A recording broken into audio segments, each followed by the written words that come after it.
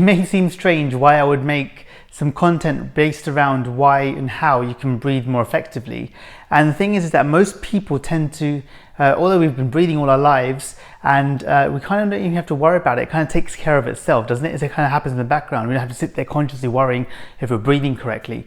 But actually that's the problem. We aren't breathing correctly, or at least most of the people that I've seen over the years have forgotten how to breathe correctly. And there's a number of reasons why that is. So in this, what I'm going to show you at the moment is how you can breathe correctly. So for example, one of the main things with quiet breathing is that we want to only be using one muscle. That one muscle is your diaphragm, which is right halfway down your abdomen. So it separates your tummy organs with your lungs and your heart. So it's right across the middle part of your torso. Now, when you use the diaphragm, you're literally contracting it and it brings your diaphragm flatter. So it pushes the contents of your tummy out, making you feel like you've got a bit of a belly when you're breathing correctly. That allows a negative effect in your lungs, so it draws the air in. So when you've got negative pressure in your lungs up here, the air goes into your lungs. That's how we breathe. Now, when we do that, what I've noticed is sometimes we want to appear slimmer, so we hold our tummy in, so we're not using our diaphragm correctly, and then we have to elevate the upper ribs to enable to create that negative pressure to create air movement into your lungs. The thing is that that's okay for a short while, and we can do that. In fact, we do that when we exercise and are not doing quiet breathing. But the problem is when you do it for too long, it can cause other problems. So let's say, for example, the muscles that actually will move your upper ribs are also muscles that their primary function is to enable movement in your body. So your neck muscles are designed to move your body and your neck around. Your shoulder muscles are designed to move your body around this way too. But if they are already fatigued and tired and working quite hard from elevating your upper ribs, and they're doing that all the time, and then you ask them to move for you, so let's say you go and twist your neck or you move a certain way, then you go, oh, that hurts. And that's a primary reason why I see a lot of people with neck and shoulder ache, because what's happened is that they've forgotten how to move correctly. So what I do is we then have to retrain how we breathe down here to enable us to breathe correctly, and we've got to take away that concern or worry about, oh, I'll look more chubby or look like I've got a bigger fat or whatever, because actually it's not the case at all. It's actually your organs there will get squished and moved. And on that point, our organs aren't like in the diagrams or in the models that we normally study. They actually are quite mobile and motile.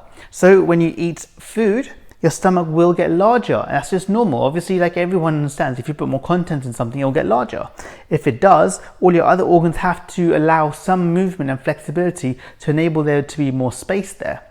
And so when we breathe quietly using our diaphragm, what we're also doing is massaging all of those organs. And that's a very important point to make, is that actually massaging all those organs allows them to stay healthier as well. So when you breathe very, very relaxed down into your tummy area, therefore you'll be massaging those organs, and it helps them enable to be much better versions and work much more effectively too. Let's say, for example, if you're feeling some level of constipation, then your large intestine may not be being as motile, so it's not getting the movement through there. But by doing that, taking those deep breaths really helps. Also, other things you can do, if you ever do find yourself stressed and your shoulders are elevated and so on, there's a way of breathing that you can try which works really well, and it works in the way that I found it most effective, in a 1-4-2 ratio. So it depends on how long you can hold your breath for, and it depends on how this ratio works out for you. So this is breathing in for 1, a count of 1. That's holding it for a count of 4, and then breathing out for a count of 2.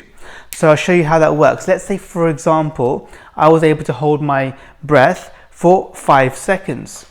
Well, let's start again. If I was able to hold my breath for 20 seconds, so I could do it 20 there, and then so 1/4 of that is 5, and twice that is 10. So let's try it. So we're going to count this roughly in my head as well. So we're going to go for 5 seconds breathing in,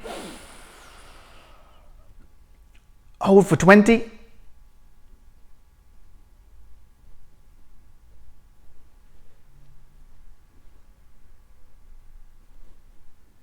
breathe out for 10, and then repeat that 10 times.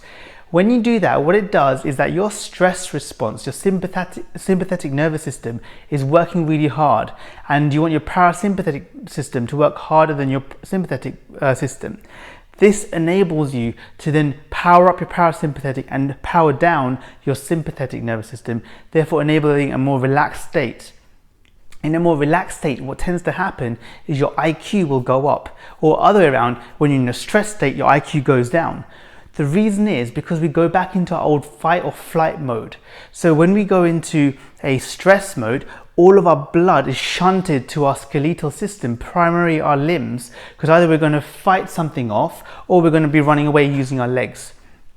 If we're doing that on a sustained period of time, for a long period of time, there's less blood in your brain as well, and therefore then it reduces your IQ output.